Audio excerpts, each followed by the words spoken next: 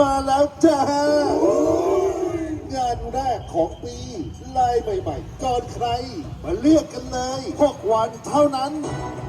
งานปลายปีที่ผ่านมาลูกค้าพลาดงานกันเยอะมากก็เลยมาจัดช่วงนี้ให้แทนไงย้ำครับ6 วันเท่านั้น31 มกราคมถึง 5 กุมภาพันธ์นี้